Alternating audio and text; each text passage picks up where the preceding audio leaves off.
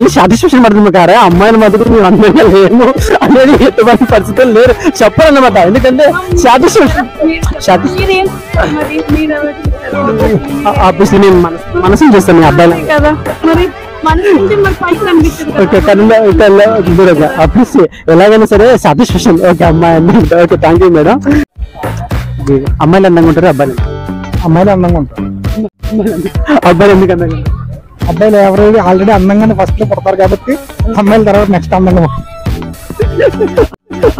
అంటే ఎవరి అబ్బాయిలు ఆల్రెడీ పుట్టేటప్పుడు అందంగా ఉంటారు కదా, పెరిగాక అందంగా ఉండరు. అమ్మాయిలు అయితే 16+ కానీ అందంగానే ఉంటారు. ఎందుకు అలా చెప్తున్నారు? ఎందుకు అలా చెప్తున్నట్టే ఫ్యూచర్ లో నేను ఆల్రెడీ చాలా మందిని చూసాను కాబట్టి, ఆల్రెడీ మా బేబీతో సహా.